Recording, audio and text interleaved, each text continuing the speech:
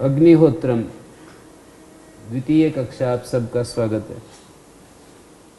कल हम अग्निहोत्र का जो प्रारंभिक जो आचमन और अंग स्पर्श मंत्र हैं उनको देख रहे थे। उसके साथ ईश्वर स्तुति, प्रार्थनोपासना और स्वस्ति वाचन शांतिकरण के जो मंत्र होते हैं उनकी व्याख्या, उनके अर्थ पर विचार हम करने जा रहे हैं। तो ये मंत्र है पहला, ओम विश्वानि देव सवितर दुरितानि परासुव यद्भद्रम तन्न आसुव। इस मंत्र का अर्थ है, सविता देव को संबोधन करके कहा गया, हे सविता देव, मेरे समस्त दुर्गुण दुर्व्यसन दुख इनको दूर कर दीजिए और जो कल्याणकारक गुण कर्म स्वभाव हैं वो मुझे प्राप्त करा दीजिए। तो यहाँ सविता देव, देव और सविता दोनों संबोधन है। विश्वानि देव सवितर, देव ये भी संबोधन है।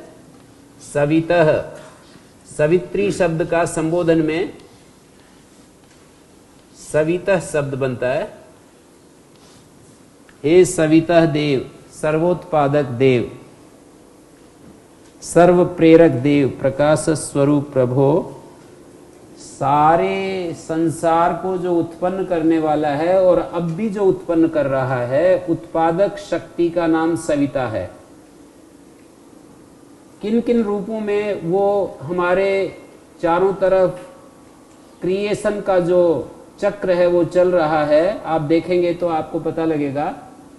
जैसे हम भोजन करते हैं और जिस शक्ति के द्वारा हमारा भोजन रस में बदलता है और वो रस रक्त में बदलता है, रक्त मांस में बदलता है, मांस से मज्जा, मज्जा से अस्थि, शुक्र आदि धातु में निरंतर जो परिवर्तन चक्र है हमारे शरीर के अंदर, तो वो सविता है। हम बीज डालते हैं भूमि में, सविता की शक्ति से उसके अंदर अंकुर फूटता है और वो बढ़ने लगता है। सविता की शक्ति से वो पेड़ बनता है और उसके फूल आते हैं, फल आते हैं, फल में रस का परिपाक होता है। सविता की शक्ति से ही यहाँ इस धरती पर जो पानी है वो वाष्प बनकर आकाश में जाता है और वो बादल के रूप में परिवर्तित हो जाता है धीरे धीरे। बहुत सारे नियम इसमें काम कर रहे हैं। तो वो जो सविता है उसकी शक्ति से ये बादल बन रहे हैं, उसकी शक्ति से वर्षा हो रही है, उसी की शक्ति से पर्वतों के ऊपर हिमपात होता है, उसी सविता की शक्ति से ओस पड़ती है, उसी सविता की शक्ति से पृथ्वी घूम रही है, उसी सविता की शक्ति से चंद्रमा एक एक कला के रूप में बढ़ता जाता है, घटता जाता है। सविता की शक्ति से जितने भी ये रीत नियम इस सृष्टि में काम कर रहे हैं, सब के मूल में सविता है। एक सोम नाम की औषधि होती है, एक एक पत्ता 15 दिन तक बढ़ता जाता है और फिर 15 दिन तक एक एक पत्ता कम होता जाता है। पूर्णिमा को 15 हो जाते हैं, अमावस्या को एक भी नहीं बचता। तो ये विचित्र जो व्यवस्था है, ये इसके मूल में सविता है। गायों के भोजन गायें करती हैं, उसी भोजन से खून बन जाता है और उसी भोजन से दूध बन जाता है। ये सविता की शक्ति से ऐसा होता है। तो सविता को आप इतने विस्तार में देख सकते हैं। जहां भी जो कुछ भी निर्माण, क्रिएशन अब तक हुआ, अब भी चल रहा है, आगे होगा, वो सविता, उस शक्ति का नाम वेदों में सविता रखा है। सविता वही देवा नाम प्रसविता। ऐसा नहीं कि एक बार बन गए और बस खत्म हो गया सविता का काम। वो व्यवस्था, वो नियम अब भी चल रहे हैं। जिस समय यहां इस सृष्टि में कुछ भी नहीं था, तो ये सूर्य, चंद्रमा, धरती, आकाश, ये अंतरिक्ष जो इस समय हमारे सामने दिखाई दे रहा है, ये जो रूप आया सविता की शक्ति से आया। सविता वही देवा नाम प्रसविता, देव, इनको देव कहते हैं जो विविध, इस सृष्टि में विविध रूपों में जो शक्तियां काम कर रही हैं उनको देव कहते हैं। जैसे सूर्य देवता है, चंद्रमा देवता है, वायु देवता है, जल देवता है, पृथ्वी देवता है, अन्न देवता है, पर्जन्य देवता है, ये सब जो है देव शक्तियां हैं। और सविता की शक्ति से ही ये देव अपना काम कर रहे हैं। तो सविता को संबोधन करके वो सविता प्रेरणा करने वाला भी, सविता उत्पादक शक्ति का भी नाम सविता है और प्रेरणा करने वाली शक्ति का भी नाम सविता है। सुप्रेरणे धातु से सविता बनता है, सूंग प्राणी गर्भ विमोचने धातु से सविता बनता है। तो जो उत्पत्ति का देवता है, उत्पत्ति का अधिष्ठाता है, उसको सविता कहते हैं। तो सविता देव विश्वानि दुरितानि परासुए, मेरे सारे दुरितों को तू दूर कर दे, प्रार्थना की जा रही है। मेरे को बहुत अच्छा से एक बात समझ में आई है, यदि आप भी उसको समझना चाहते हैं तो प्रार्थना का जो अर्थ है वो ये है कि हमारे अस्तित्व की अंतिम मांग, हमारी जो अंतिम आवश्यकता, उसको प्रार्थना कहते हैं। तो यहां प्रार्थना की जा रही है कि हे सविता देव, मेरे जीवन में दुरित दूर हो जाएं। अंतिम आवश्यकता जिन जिन की है उनकी पूरी हो जाएगी, और जिनकी सेकेंडरी आवश्यकता है ये, और जिनकी तीसरे नंबर की आवश्यकता है, चौथे नंबर की आवश्यकता है, उनकी पूरी नहीं होगी। केवल प्रथम आवश्यकता प्रार्थना से पूरी होती है। बाकी बिना प्रार्थना के भी चीजें हमारी हाथ पैर हिलाते हैं, और प्रार्थना का अर्थ है उस चीज को प्रथम प्रायोरिटी पर ला रहे हैं। बस इतनी सी बात है। इसलिए प्रार्थना करते हुए लोगों के भी जीवन में कोई परिवर्तन जो नहीं दिखाई देता है, वो प्रार्थना कैसे की जानी चाहिए वो समझ में आना चाहिए, इसका सिस्टम समझ में आना चाहिए, इस प्रार्थना का मैकेनिज्म समझ में आना चाहिए। प्रार्थना का मैकेनिज्म ठीक से समझ में न आने के कारण ये सब होता है। तो हमें एक तो ये अच्छे से पकड़ना चाहिए, अपनी बुद्धि में बिठाना चाहिए कि हम प्रार्थना कर रहे हैं तो प्रार्थना के क्या मायने। प्रार्थना के मायने हैं हमारी अंतिम आवश्यकता। अंतिम आवश्यकता का अर्थ क्या है कि उसके आगे कोई आवश्यकता बची नहीं, ऐसी आवश्यकता कि ये माने इसके बिना मेरा सांस घुट रहा है और मैं पता नहीं जिंदा रह पाऊंगा नहीं रह पाऊंगा, ऐसी आवश्यकता।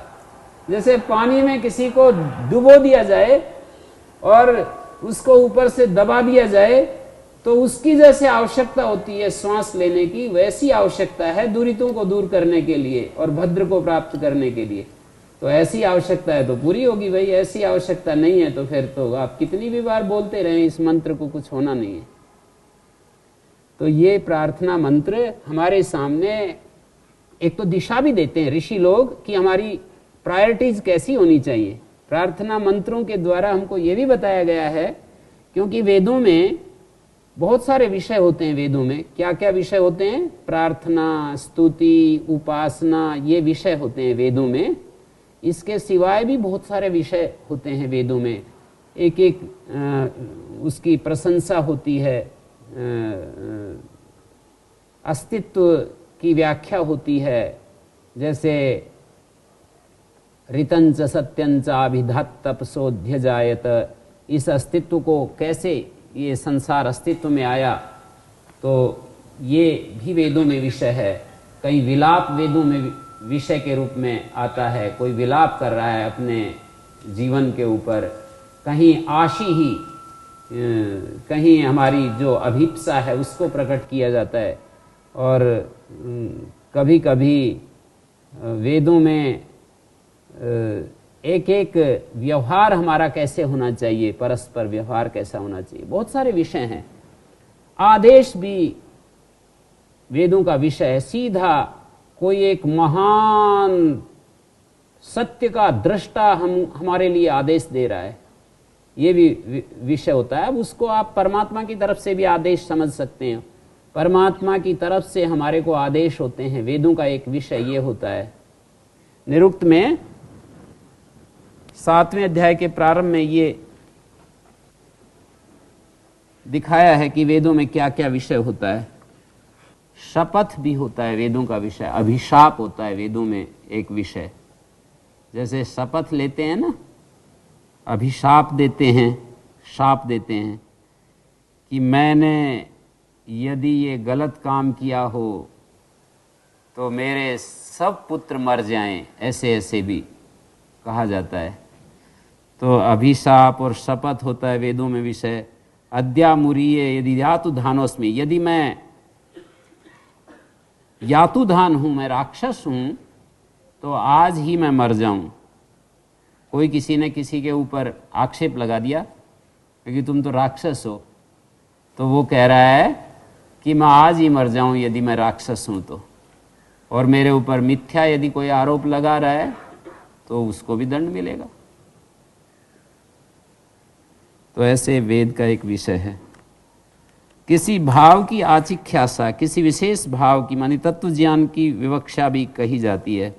प्रलय अवस्था के बाद न मृत्यु राशि, वहाँ पर जो प्रलय अवस्था में कैसी कैसी स्थिति थी, न मृत्यु राशि न अमृतम न तरही, ऐसे वहाँ पर वर्णन किया जाता है।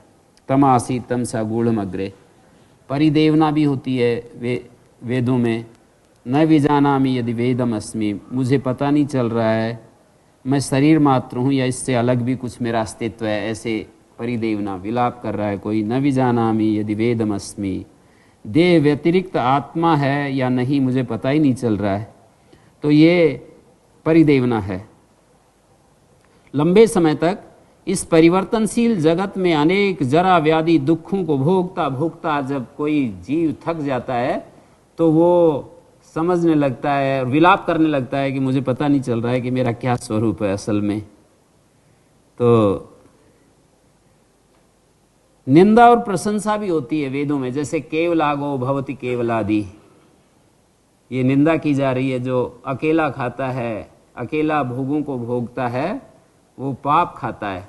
केवल भोजन की बात नहीं है, सारे भोग की बात है कि जो अकेला भोग भोगता है, मानी सुखों को लेता है, अकेला सुख सुविधाओं का उपयोग करता है, वो जो है पाप इकट्ठा कर रहा है। ऐसे निंदा की जा रही है अकेले सुख सुविधाओं के उपयोग करने वाले व्यक्ति की। किसी के पास इस सृष्टि चक्र की व्यवस्था में कुछ आ गया, जैसे किसी के पास शरीर सुख आ गया, माने अच्छा तंदुरुस्त शरीर हो गया, अब उससे सुख ले रहा है, किसी दूसरे को सुख नहीं पहुंचा रहा, तो कह रहा है वो पाप इकट्ठा कर रहा है। अब आगे उसको जो है ना, अभी जो मिला है वो तो किसी कर्म प्रवाह के तहत उसको मिल गया, लेकिन अब उसको समझ नहीं है कि ये कर्म के तहत तेरे को मिला है और आगे छिन जाएगा। तो इस तरह से निंदा की जा रही है। किसी के पास पैसे आ गए, धन आ गया और वो अकेला भोगने लगा, उसका अकेला उपयोग करने लगा, तो कह रहे हैं कि वो गलत दिशा में जा रहा है। ऐसे वेद में विषय होता है। और प्रशंसा भी होती है। जैसे वहाँ पर भोजस्येदम पुष्करिणी वेश्मा, वहाँ पर प्रशंसा की गई है कि दाता की प्रशंसा की। जिस राजा ने सदा दान दिया, सब राजा ही हैं अपने अपने क्षेत्र में, जो किसी एक विशेष क्षेत्र का राजा है तो ये भवन जैसे तालाब कमल हंस आदि से सुशोभित होता है, उसकी तरह से ये हमारा जो शरीर है, ये राजा का शरीर अलंकृत हो रहा है। और प्रशंसा की गई कि भाई अक्षय माँ दिव्य कृषि मत, निंदा की गई हे जुआरी जुआ मत खेल, खेती कर, अपने पुरुषार्थ से धर्म पूर्वक जो तुझे मिलता है उस धन में पर्याप्तता अनुभव कर, अपने पुरुषार्थ से धर्म पूर्वक प्राप्त धन में ही संतोष कर, उतने का ही आदर करता हुआ इधर उधर पाप से धन कमाने की धुन छोड़ दे। तो ऐसे एक जुए की निंदा की गई और कृषि की प्रशंसा की गई। तो वेदों में इस तरह से भी विषय मिलता है। तो बहुत सारे विषय हैं वेदों में। ये भी एक विषय होता है कि जिस आदमी के जीवन में जब वो शुद्ध आचरण से जीवन जीता है तो बड़ा उत्साह उसके जीवन में प्रस्फुटित होता है। वो एक सूक्त में वर्णन किया कि मेरे में इतना उत्साह है कि इस धरती को उठाकर इधर फेंक दूं या इधर फेंक दूं। तो इस तरह का विषय भी वेदों में होता है। तो बहुत सारे विषय होते हैं। प्रार्थना, उपासना, स्तुति, ये भी वेदों का विषय है। बड़ा व्यापक रूप से है प्रार्थना तो। पर वो प्रार्थनाएं जो हैं, मैंने कहा कि प्रार्थना का स्वरूप क्या है? अपने अस्तित्व के रोए रोए की मांग, हमारे एक एक सेल की जो मांग है उसको प्रार्थना कहते हैं। इस स्थिति में जो प्रार्थना होती है वो पूरी होती है, वो सुनी जाती है, वो 100% उसका प्रत्युत्तर मिलता है, उसका रेस्पॉन्स मिलता है और वो पूरी हो जाती है हमारी, इससे पहले नहीं।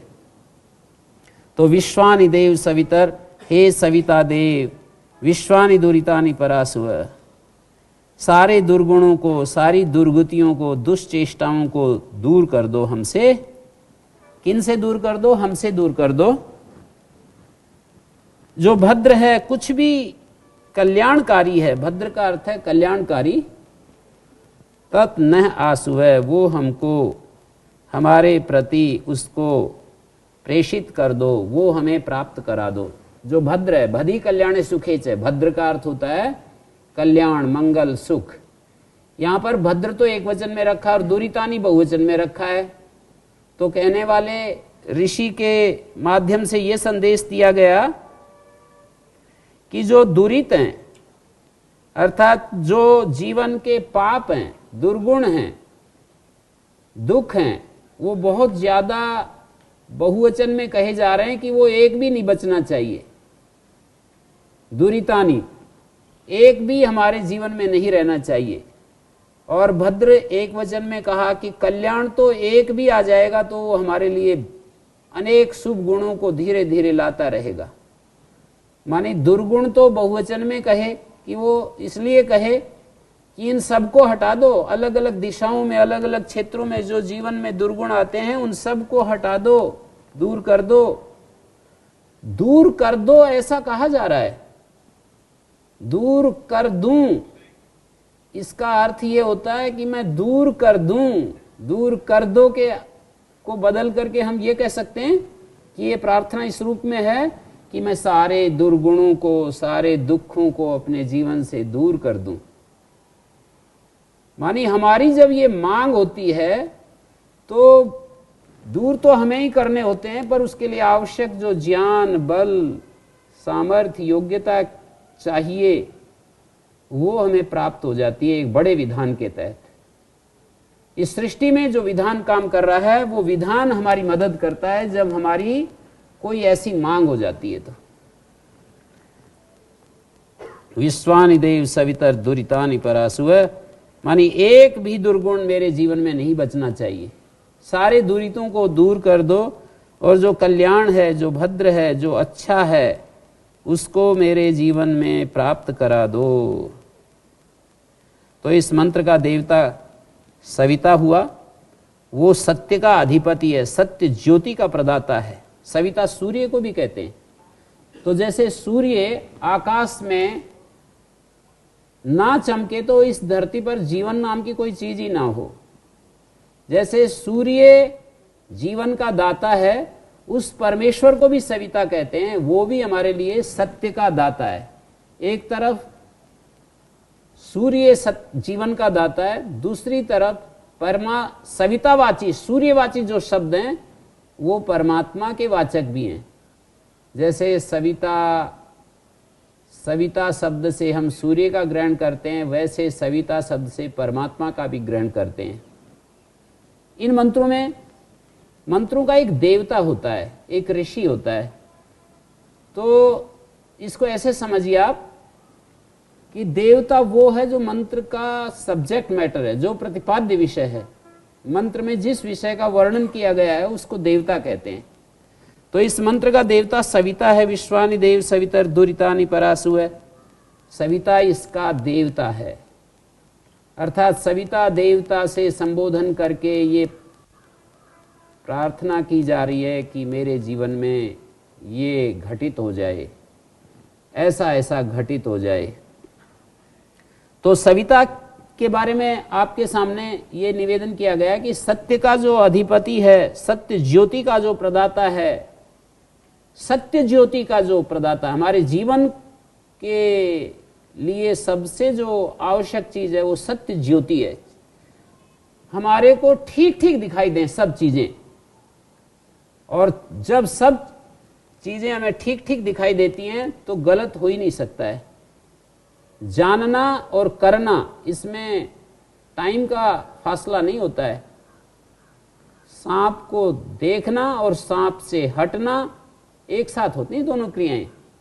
उसके लिए जो है स्थगन नहीं होता है, वहां पर पोस्टपोनमेंट नहीं होता है।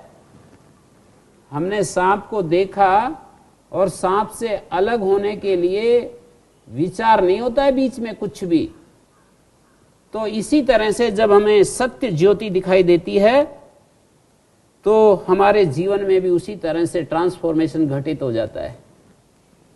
सत्य का अधिपति है सविता, सत्य ज्योति का अधिपति है सविता। जैसे सूर्य जीवन का दाता है, हमारे जीवन के लिए, पार्थिव जीवन के लिए सूर्य की आवश्यकता है। सूर्य से ही सब चीजें निर्मित हो रही हैं। सूर्य के कारण ही ये जितना भी वनस्पति जगत है उसके अंदर तरह तरह का बहुत सारा परिवर्तन हो रहा है। प्रोटीन सिंथेसिस चल रहा है, वो क्या बोलते हो आप लोग, प्रकाश संश्लेषण की क्रियाएं जो चलती रहती है और हमारे को जीवन मिलता है, ये सूर्य के कारण से है। हरी पत्तियों के ऊपर जो प्रकाश की किरणें पड़ती हैं और उसका जो परिवर्तन होते हैं, तो उसके प्रति ये गायत्री मंत्र में ये बात कही गई है।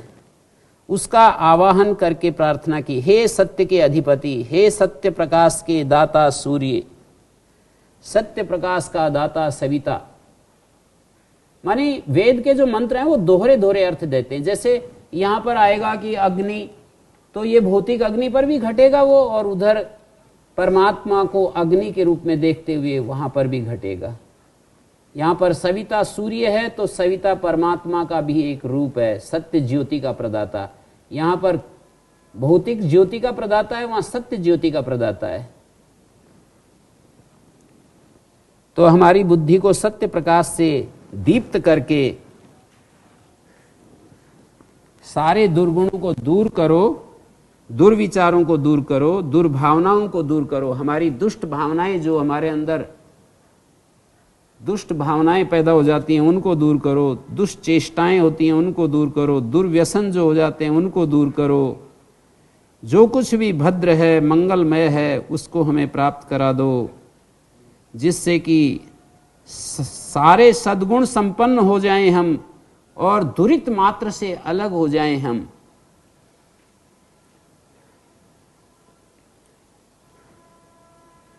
तो दो चीजें हो गई यहां पर, एक दैवी संपत्ति, एक आसुरी संपत्ति। तो दैवी संपत्ति को तो हम प्राप्त करें ऐसा अंदर से अभिप्सा कर रहे हैं, हम ऐसी मांग कर रहे हैं कि दैवी संपत्ति हमारे जीवन में आ जाए। और आसुरी संपत्ति के वर्जन के लिए हम प्रार्थना कर रहे हैं। शेरविन का ट्रिपल योग माना जाता है, ट्रिपल योग। तो उसमें उनका एक एक्सेप्टेंस, उन्होंने एक शब्द का प्रयोग किया है एक्सेप्टेंस,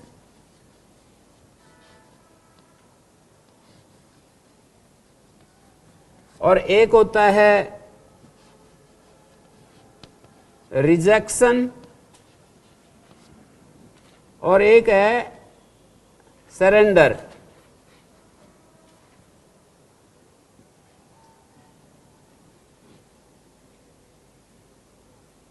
सरेंडर स्पेलिंग मेरे को नहीं आती, तो सरेंडर जो है ट्रिपल योग है। ये तो हो गया आवश्यकता। हमारी आवश्यकता क्या है? एक्सेप्टेंस, हमारी स्वीकार्यता वही है, हमारी जरूरत। अभिप्सा, हमारी मांग और रिजेक्शन, आसुरी संपत्ति को हम हटाना चाहते हैं, और जिसको हम चाहते हैं उसके लिए हम अपने आप को सरेंडर कर रहे हैं, अपने आप को समर्पण कर रहे हैं। कल बार बार हम बोल रहे थे कि आत्मानम समर्पयामि तुभ्यम, मैं तुम्हारे लिए समर्पित कर रहा हूं। तो वरण करना, ये वरण है, ये हम वरण करना चाहते हैं, ये परिवर्जन करना चाहते हैं, और ये समर्पण।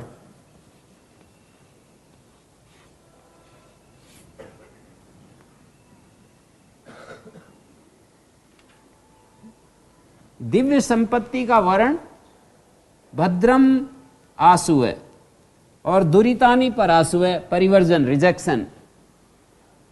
और हम सविता के प्रति सविता को संबोधन किया, तो सविता को तो हम समर्पित हो रहे हैं और एक्सेप्टेंस, उसका भद्र का वर्ण कर रहे हैं, और दुरितों का परिवर्जन कर रहे हैं। 3 बात हो गई।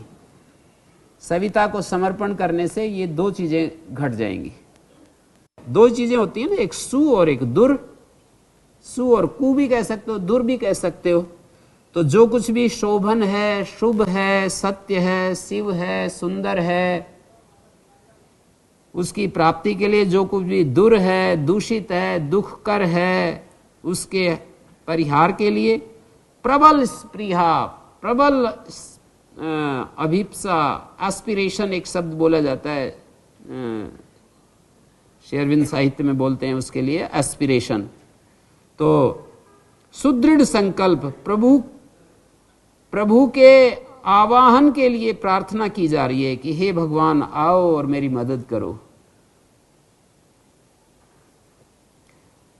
ये जो मंत्र होते हैं इनकी महान महिमा होती है और अमोघ शक्ति होती है इनकी अर्थ को प्रकट करने के लिए। एक महाभारत की उक्ति है, सूक्ति है, ऋषीणाम पुनराद्यानाम वाचम अर्थोनुधावती। ऋषियों का जो वाणी होती है उसके पीछे अर्थ दौड़ता रहता है। ऋषीणाम पुनराद्यानाम, आद्यानाम ऋषीणाम, जो आद्य ऋषि हुए हैं उनकी वाणी के पीछे अर्थ दौड़ता रहता है। तो यदि हम वेद मंत्रों के द्वारा पूर्णता के साथ, पूर्ण रूप से, सत्य हृदय के साथ, पूरी अपनी तन्मयता के साथ अपने हृदय को हम जब हृदय से हम प्रभु को प्रार्थना करते हैं तो सारे दुर्गुणों से हम अलग हो जाते हैं और दिव्य गुणों से विभूषित हो जाते हैं।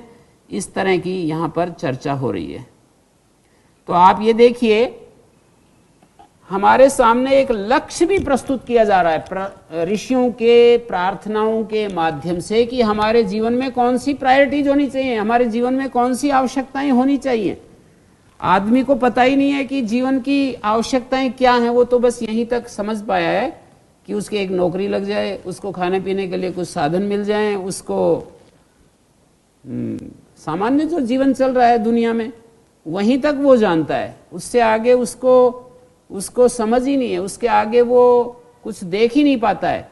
तो ये वेद मंत्र हमारे को जीवन को गढ़ना चाहते हैं कि हमारे जीवन की कौन कौन सी प्राथमिकताएं होनी चाहिए, कौन कौन सी जो प्रथम आवश्यकताएं हैं उनको हमें देखना चाहिए। तो शुद्धि जिसको कहते हैं, शुद्धि, ये प्रथम आवश्यकता के रूप में देख रहे हैं ऋषिगण। शुद्धि, पवित्रता, ये हमारे जीवन की प्रथम आवश्यकता है। और उसके लिए जब हम आवाहन करते हैं सविता को तो ये सहज हो जाता है, कठिन नहीं रहता है ये काम। सविता हमारी मदद करता है, वो सत्य ज्योति के रूप में है। ये कोई काल्पनिक बातें नहीं है कि सोच सोच करके कोई कल्पना की होंगी, किसी का तुक्का लग भी सकता है, ना भी लगे, ऐसा नहीं। ये सही देख करके पूरा सत्य को, जैसे कि हम किसी चीज को हम अपने हाथ के ऊपर रखा हुआ देखते हैं, ऐसे देखा है उन्होंने और तब ये बातें कही हैं। आगे एक मंत्र आ रहा है, हिरण्यगर्भ समवर्तताग्रे भूतस्य जातः पतिरेक आसीत् सदाधार पृथ्वीं द्यामुते माम कस्मै देवाय हविषा विधेम। यजुर्वेद में भी ये मंत्र है, ऋग्वेद में भी है। तो 10 मंत्र हैं। ऋग्वेद में एक सूक्त है जिसका क देवता है, क हिरण्यगर्भ प्रजापति, जो इस संसार की रचना के अंतर्गत जो उसका स्वरूप आया हुआ है, सृष्टि व्यापी जो उसका रूप है, ये सूरज चांद तारे धरती, तो उसको हिरण्यगर्भ कहते हैं। हिरण्मय अंडम महातेज पिंडम गर्भे यस्य, ब्रह्मांड सृष्टा जो स्वयंभू परमेश्वर है उसको हिरण्यगर्भ कहते हैं। बहुब्रीहि समास है। हिरण्यमय, हिरण्य का अर्थ है हिरण्यमय, महातेज पिंड गर्भ में है जिसके, इस ब्रह्मांड का जो सृष्टा है उसको हिरण्यगर्भ कहते हैं। जगत उत्पत्ति से पहले ही वो विद्यमान था और वो हिरण्यगर्भ समवर्तत अग्रे, अग्रे मानी पहले, सबसे पहले हिरण्यगर्भ विद्यमान हुआ। मानी ये सृष्टि जो जिस रूप में आज हमारे सामने दिखाई दे रही है, इस सृष्टि को भी हिरण्यगर्भ के रूप में देखते हैं, और ये सृष्टि जिसके अंदर है उसको भी आप हिरण्यगर्भ कह सकते हैं। हिरण्यगर्भ मानी ये सृष्टि उसके गर्भ में, उसके भीतर है। तो हिरण्यगर्भ संवर्तताग्रे, सबसे पहले कुछ भी नहीं था तो ये हिरण्यगर्भ हमारे अस्तित्व में प्रकट हुआ, ऐसा कहना चाह रहे हैं। भूतस्य जाता पतिरेक आसीत, और ये प्रकट मात्र ही भूत मात्र से, भूतस्य चराचरात्मक जगत का एक पति आसीत, एक स्वामी हो गया, अनन्य स्वामी हो गया। मंत्र के पदों पर ध्यान दीजिए, किसी को कोई बात समझ में ना आए तो पूछ भी सकता है। हिरण्यगर्भ समवर्तत अग्रे, पदच्छेद समवर्तत अग्रे भूतस्य जाता, जाता मानी जैसे ही वो हिरण्यगर्भ प्रकट हुआ, यहाँ पर सृष्टि के रूप में उसकी क्रियाएं चालू हुई, जाता है प्रकट मात्रा एव, भूतस्य एक पति आसीत, एक पति हो गया, एक स्वामी हो गया, अकेला स्वामी हो गया इसका। किसका? भूतस्य सर्वस्य चराचरात्मक, चराचरात्मक जगता, सारे चर अचर स्वरूप जगत का एक अकेला स्वामी हो गया। और आगे कहा, वो जो हिरण्यगर्भ परमेश्वर है जो इसका स्वामी हो गया,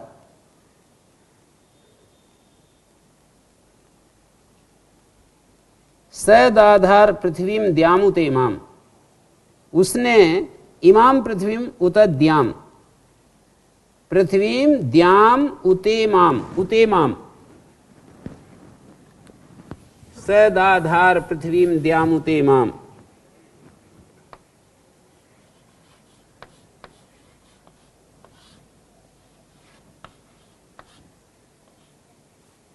ऐसा पदच्छेद है। ये अ ई को ए हो गया, उतेमाम, ये उ इसमें में आ गया। सदाधार पृथ्वीम द्याम उतेमाम, उसने इस धारण किया इस जगत को, सदाधार द्याम मानी द्युलोक को और इस पृथ्वीलोक को, इमाम पृथ्वीम इस भूमि को और इस द्युलोक को और मध्यवर्ती अंतरिक्ष लोक को, तीनों लोक हो गए। एक दो का बता दिया, तीसरा तो बीच में अपने आप ही आ जाएगा। दाधार मानी धारण करता है वो, छंद सी लुंग लंग लिटा, वेद में लुंग लंग लिट का प्रयोग जो है काल सामान्य में होता है। कस्मै देवाय हविषा विधेमा, उस कै नामक आनंद स्वरूप, कै का अर्थ होता है आनंद स्वरूप, उस आनंद स्वरूप देव के लिए हविषा विधेमा, उसके लिए हविषा विधेमा, हम अपनी हवियां छोड़ें, या उस देव का हविषा आत्माहुति से, आत्म सर्वस्व अर्पण के द्वारा उसकी पूजा करें। उस परमेश्वर के लिए हवि के द्वारा सेवा करें, या यूं समझो ये चतुर्थी जो विभक्ति है कस्मै देवाय, ये द्वितीय के अर्थ में चतुर्थी है, तो इसका अर्थ ये हो जाएगा कम देवम, उस आनंद स्वरूप परमात्मा की हवि के द्वारा पूजा करें। विधेयम का अर्थ है पूजा करें। किस साधन से करें? आत्माहुति के द्वारा, हविषा, अपने आप को हवि बना दें। परमात्मा तो देव है, उसकी पूजा हवि के द्वारा करें। अपने आप को हवि बना दें, आत्माहुति के द्वारा पूजा करें, अपने आप को अर्पण कर दें उसके लिए। हाँ जी। ये गुरु जी कसमाई का अर्थ कैसे किया, ये समझ में नहीं आ रहा, थोड़ा समझा दें। ये तो क का मतलब प्रजापति होता है। हमारे प्राचीन शास्त्रों में किम शब्द का भी क होता है, किम शब्द प्रश्नवाचक भी होता है, और उपनिषदों में और ब्राह्मण ग्रंथों में आता है कम ब्रह्म खम ब्रह्म। तो बस कम और खम जो है ब्रह्म के वाचक हैं।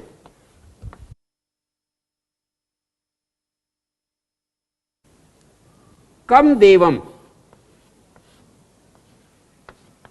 आनंद स्वरूप देव को, प्रश्नवाचक नहीं है ये का, आनंद स्वरूप देव को हवि के द्वारा पूजा करें। आनंद स्वरूप देव की अपनी हवियों के द्वारा हम पूजा करें, और एक तरफ प्रश्न और दूसरी तरफ उत्तर, ऐसा भी एक तरीका है कहने का। किस देव के लिए हम पूजा करें? आनंद स्वरूप देव के लिए पूजा करें। प्रश्न भी उसी में आ गया और उत्तर भी उसी के अंदर आ गया। कस्मै देवाय, किस देव के लिए? प्रश्न करेंगे तो यह अर्थ निकलेगा ना, किस देव के लिए हम पूजा करें। पर किस देव के लिए अर्थ संगत नहीं है, क्योंकि पहले पूरा कह चुके हैं कि हिरण्यगर्भा संवर्तताग्रे भूतस्य जाता पतिरेक आसीत, ऐसा ऐसा वर्णन कर रहे हैं। स्तुति यहां पर जो है स्तुति कर रहे हैं। देखिए, एक स्तुति होती है, एक प्रार्थना होती है, एक उपासना। विश्वानि देव में प्रार्थना की गई थी, यहाँ स्तुति की गई कि हिरण्यगर्भा संवर्तताग्रे भूतस्य जाता पतिरेक आसीत। एक महिमा गा रहे हैं ना, उसकी महिमा गा रहे हैं। उसने इस पृथ्वी लोक को और इस द्युलोक को धारण किया है। फिर इतना कहकर उपासना कर रहे हैं उस आनंद स्वरूप देव की। अपनी आत्माहुति के द्वारा, आत्मसमर्पण के द्वारा पूजा करें। उस परमेश्वर की आत्माहुति के द्वारा हम पूजा करें। तो मनु महाराज का उदाहरण दिया है यहाँ पर हिरण्यगर्भ मनुस्मृति के। यो असौ अतीन्द्रिय ग्राह्या सूक्ष्म अव्यक्ता सनातना सर्वभूत मयो चिंत्या सैव स्वयं उद्भवौ। सृष्टि के आरंभ में ये अतीन्द्रिय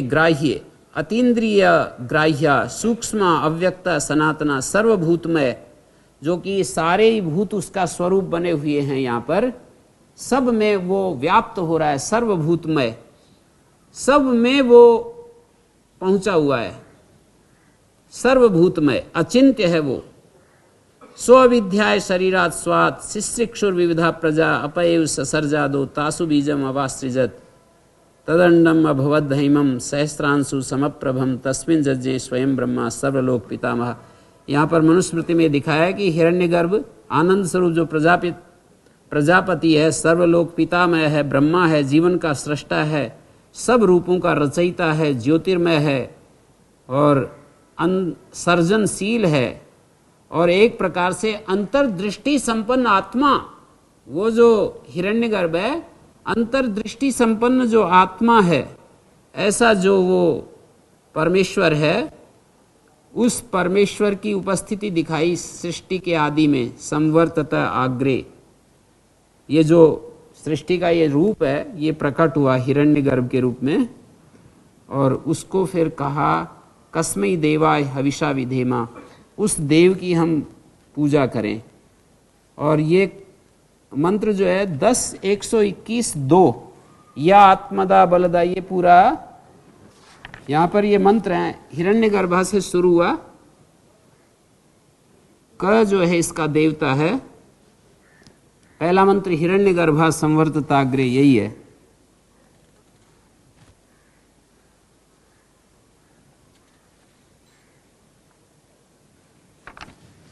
या आत्मदा बलदा, ये दूसरा मंत्र है। यह प्राणतो निमिषितो तीसरा मंत्र है। यस्य मे हिमवंतो महित्वा यस्य समुद्रम रसया सहाऊ चौथा मंत्र है। ये नद्यौरुग्रा पृथ्वी च दृढ़ा ये पांचवा मंत्र है। ऐसे ये 10 मंत्र हैं इस सूक्त में। आखिरी मंत्र प्रजापते न त्वदेतानन्यो विश्वा जातानि परिता बभूव है। तो दूसरा मंत्र को हम देख सकते हैं, या आत्मदा बलदा यस्य विश्व उपासते प्रसिसम यस्य देवा, मानी जो आत्मज्ञान का दाता है, और बलदा मानी हमारे आत्मज्ञान का दाता, हमें आत्मज्ञान देने वाला है। बलदा शक्ति प्रदाता है वो, आत्मदा बलदा। आप ऐसा गुनगुना सकते हो, या आत्मदा बलदा। वो हमारे को जब कमजोर महसूस करो ना आप अपने आप को, तो कह सकते हो आत्मदा बलदा, या आत्मदा बलदा, जो आत्मज्ञान का दाता है, जो बल प्रदाता है, शक्ति प्रदाता है। यस्य विश्व उपासते यस्य प्रसिसम यस्य देवा, यस्य विश्वे उपासते प्रसिसम यस्य देवा, सारे देवगण जिसके प्रशासन का सेवन करते हैं, जिसके प्रशासन के जिसके अंडर सारे देव रहते हैं। प्रसिसम यस्य देवा, यस्य प्रसिसम देवा मन्वते, यस्य देवा प्रसिसम, एक बात तो ये कही। और यस्य विश्वे उपासते, हमारे शरीर में आत्मा, आत्मज्ञान का दाता, बल का दाता, जिसका सब देव और मनुष्य पालन करते हैं। यस्य विश्वे उपासते, जिसके अनुशासन को, जिसके नियंत्रण को विश्वे उपासते, सब लोग उपासना करते हैं। सब में कौन कौन आएंगे? मनुष्य आ जाएंगे, देवगण आ जाएंगे, इस सृष्टि पे जो भी हैं वो सारे आ जाएंगे। यस्य विश्वे उपासते, यहां पर विश्व उपासते, विश्वे उपासते, ऐसा है ये। यस्य विश्वे ए है ये, उपासते संधि हो रही है, विश्व बन गए, ये जो यवा यावा, और इस ये का लोप हो गया फिर, तो विश्व उपासते। यस्य विश्व उपासते, सब जिसके सब हैं, जिसके सब हैं उपासक, उपासते, सब जिसके उपासक हैं। प्रसिसम यस्य देवा, जिसके शासन का सारे देव गण, सब देवगण जिसके शासन को मानते हैं। जितनी भी दैवी शक्तियां हैं सब उसके शासन को मानती हैं। देवगण हैं ये सारे, सूर्य, चंद्रमा, नक्षत्र, हमारा मन भी एक देवता है, वो भी उसके शासन को मानता है। यदि ये देव के रूप में आ जाए तो मन में दोनों बात आ जाती है ना। जब राक्षस बन जाता है तो नहीं मानता है, देवता के रूप में जब होता है तब उसका शासन मानने लगता है। तो प्रसिसम यस्य देवा, देवा का है, देवगण जिसके शासन को मानते हैं। यस्य छाया अमृतम, जिसकी छाया अमृतत्व है, अमृतत्व है। और आगे कहा यस्य मृत्यु, जिसकी छत्र छाया को अमृत बता दिया तो अध्यार करेंगे मृत्यु, छाया का अभाव, छत्र छाया का न होना, ये जो है मौत है। यस्य छाया अमृतम, जिसकी छाया तो अमृत है और छाया का जो अभाव है वो मृत्यु है। कस्मै देवाय हविषा विधेमा, हम ऐसे उस देव की सेवाएं, और किस देव की पूजा करें? ऐसा ऐसा जो देव है उसके सिवाय हम और किसकी पूजा करें? वो पूजनीय हमारे लिए कितना अच्छा है।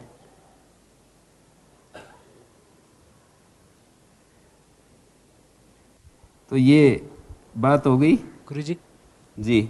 ये इस यस्य विश्व में कर्म में षष्ठी नहीं, जिसके विश्वे, यस्य यम विश्वे उपासते, ऐसा कह सकते हैं कर्म में षष्ठी। यस्य विश्वे उपासते, सभी लोग यम उपासते, ऐसा अर्थ निकलेगा। कर्म में षष्ठी होगी तो यम उपासते, यस्य उपासते। हिंदी के तर्ज में षष्ठी हो जाती है। जैसे हम कहें जिसके सब उपासक हैं, यस्य माने जिसके, विश्व सब उपासते उपासक है, जिसके सब उपासक हैं। अब हम कहें सभी लोग यम उपासते, संस्कृत में ऐसे बोलते हैं यम उपासते, और संस्कृत में षष्ठी में भी बोलते हैं, बहुत जगह आता है ये। तो जो द्वितीय विभक्ति का अर्थ है वो षष्ठी में भी कहते रहते हैं। तो मतलब द्वितीय के अर्थ को षष्ठी से भी कहा जा सकता है। तो यस्य विश्व उपासते यम विश्वे उपासते, सभी लोग जिसकी उपासना करते हैं। प्रशिषम यस्य देवा, और देवतागण जिसके शासन को मानते हैं। सारी देव शक्तियां, सारे देवगण जिसके शासन को मानते हैं। जिसकी आज्ञा का सब देव, सब मनुष्य पालन करते हैं। यस्य छाया अमृतम, बड़ा सुंदर शब्द है। जिसकी छाया अमृतत्व को देने वाली है, और जिसकी छाया का अभाव मृत्यु, जिसकी छाया का अभाव मृत्यु है। मानी अमृतत्व प्रदान करता है और मृत्यु का भी वही स्वामी है। यदि हम अपने इस सृष्टि के विधान को तोड़ते हैं, कुछ उल्टा पुल्टा करते हैं, तो फिर उसी का फिर मृत्यु के रूप में हमको दंड भी मिलता है। अगला मंत्र, य प्राणतो निमिषितो महित्वैक इद्राजा जगतो बभूव य ईसे यस्य द्विपदश्चतुष्पद कस्मै देवाय हविषा विधेमा। यह प्राणतो निमिषितो, जो परमेश्वर अपनी महिमा से, महित्वा का अर्थ है यहां पर अपने अनंत महात्म्य से, प्राणतः निमिषित जगतः, सजीव जगत का और निमिषित निर्जीव जगत का, मानी जड़ और जंगम जगत का, सजीव और निर्जीव जगत का। एका इत का अर्थ एव है, अवधारण है। अकेला ही अद्वितीय, एका इत राजा बभूव, अकेला ही राजा है। छंदसी लुंग लंग लेटा, बभूव मानी है, अस्ति, वर्तते। यह प्राण तो निमिषितो, जड़ जगत का और चेतन जगत का अकेला ही अपनी महिमा से राजा है, अकेला ही अपनी महिमा से वो इस संसार का जो है राजा बना हुआ है। य ईशे अस्य द्विपदश्चतुष्पदा, य ईशे अस्य द्विपदश्चतुष्पदा, दो पाए और चौपाए, इन सब का जो अकेला ही शासन कर रहा है। द्विपदा चतुष्पदा, शासन कर रहा है दो पाए और चौपाए। द्विपदा चतुष्पदा, जिनका अर्थ और काम दो ही लक्ष्य है, वो तो द्विपद, द्विपाद और धर्म अर्थ काम मोक्ष जिनके जीवन के सामने है, वो चतुष्पद हो गए। तो इस दृष्टि से सारी सृष्टि को द्विपद और चतुष्पद में संग्रहित कर सकते हैं, द्विपाद और चतुष्पद। वैसे देखने में तो द्विपाद मनुष्य है और चतुष्पाद पशु हैं, मोटे अर्थ में तो ऐसा है, पर हम यदि दूसरे ढंग से इसका अर्थ करें तो वो भी संगत होता है। अर्थ और काम, मनुष्येतर जितने भी प्राणी हैं वो अर्थ और काम यही उनके जीवन का लक्ष्य होता है। और मनुष्यों में भी जिनको ज्ञान नहीं है उनके जीवन के सामने अर्थ और काम ही होते हैं, उसी के सहारे वो जीते हैं। और चतुष्पद धर्म अर्थ, ज्ञानी जो लोग होते हैं, ज्ञानी मनुष्य जो होते हैं, धर्म अर्थ काम और मोक्ष को अपने जीवन के सामने जो रखते हैं। तो ये ईसे अस्य द्विपदस् चतुष्पदा, जो इन सब के ऊपर शासन कर रहा है, तो उस देव के लिए हम अपनी हवियां विसर्जित करें। हवि शब्द का अर्थ है आत्माहुति से, अपनी आत्माहुति से उस देव की पूजा करें। आत्मसमर्पण के द्वारा अपने सर्वस्व अर्पण के द्वारा उसकी पूजा करें। उस आनंद स्वरूप परमेश्वर को आत्माहुति से पूजित करें। कस्मै देवाय, कम देवम, चतुर्थी विभक्ति द्वितीया के अर्थ में समझते जा सकते हैं।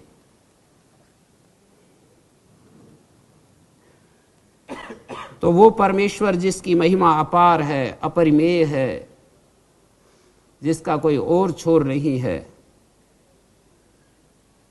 सब वस्तुओं में उसकी महिमा प्रकाशमान है, सब वस्तुओं में उसके नियम रीत नियम काम कर रहे हैं। तो ऐसा वो परमेश्वर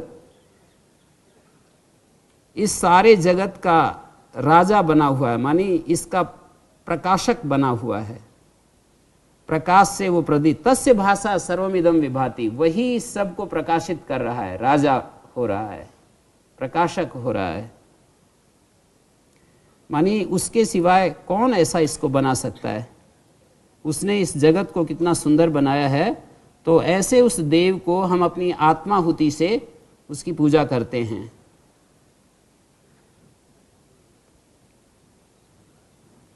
ये तो यहाँ पर मंत्र हैं जो ईश्वर स्तुति प्रार्थना के प्रसंग में इन मंत्रों को यहाँ पर लिया है। ऋग्वेद के मंत्रों को जब हम देखते हैं तो यहाँ अगला जो मंत्र है, यस्य में हिमवंतो महित्वा यस्य समुद्रम रसया सहाऊ यस्येमा प्रदिशो यस्य बाहु कस्मै देवाय हविषा विधीमा।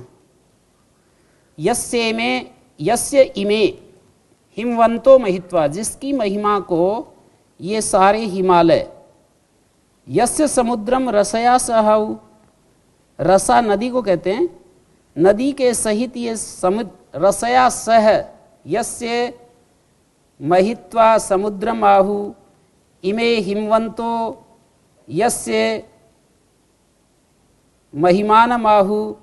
ये सारे जो हिमालय ऊंचे ऊंचे पर्वत हैं, हिमाच्छादित जो पर्वत खड़े हैं, हम ये भी कह सकते हैं जिसकी महिमा से ये हिमालय खड़े हैं, स्थित हैं। यस्य महिम्ना, महित्वा, महित्वा का अर्थ है महिम्ना, जिसकी महिमा से हिमालय खड़ा है।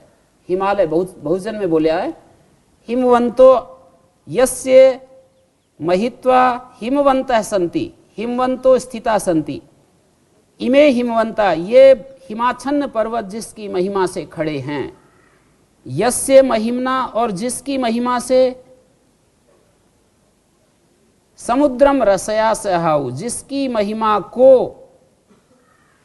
इस नदी के साथ समुद्र, यस्य समुद्रम रसया सहाऊ, हाँ, जिसकी महिमा को ज्ञानी जन जलों के साथ समुद्र की ओर जो ये नदियां दौड़ रही हैं उसकी रचना बताते हैं या उसकी कृति बताते हैं। समुद्रम कृतिम आहु, रसया से, नदी के साथ समुद्र को उसकी कृति बताते हैं। यस्य रचनाम आहु यस्य मां प्रदिशो यस्य बाहु, और जिसके सामर्थ्य से हैं ये दिशाएं, ये सारी दिशाएं जिसकी बाहु के रूप में हैं, भुजाओं के रूप में हैं।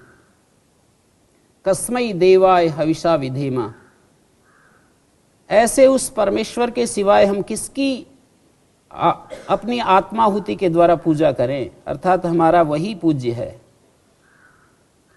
तो यस्य इमे हिमवंतो महित्वा, यस्य इमे हिमवंता, इमे हिमाच्छन्न पर्वता, ये हिमाच्छन्न जो पर्वत है जिसकी महिमा से स्थित है। दूसरी पंक्ति, यस्य समुद्रम रसया साहु, और जिसकी रचना समुद्र और रसया सह, नदी के साथ समुद्र को बतलाते हैं कि समुद्र बनाया जिसने और नदियों को जिसने बनाया। यस्येमा प्रदिशो यस्य बाहु, जिसकी सब दिशाएं बाहु की तरह हैं, ऐसे उस देव के लिए हम अपनी हवियां पूजित अर्पित करते हैं। ये न द्यौरुग्रा पृथ्वी च दृढ़ा ये न स्वस्तभितम ये न नाक। यस्य द्यौ उग्रा पृथ्वी च दृढ़ा, जिसके द्वारा द्युलोक ऊपर उठाया गया। उग्रा द्यौ, प्रचंड जो द्युलोक है, उग्र द्यौ। पृथ्वी च दृढ़ा, और ये दृढ़ जो पृथ्वी है, पृथ्वी दृढ़ा कृता अस्ति, येन पृथ्वी दृढ़ा, ये दृढ़ की गई है, और द्युलोक को, उग्र द्युलोक को जिसने स्थापित किया है, येन स्वस्तभितम, और जिसके द्वारा स्वस्तभितम, स्वरलोक थामा हुआ है। लोक, लोकांतरों को भी स्व कहते हैं, और जिसके द्वारा सुख लोक को स्तभितम, सुनिश्चित किया हुआ है, एन नाका, और जिसके द्वारा सुखों का धाम। नाका शब्द में दो निषेध हैं।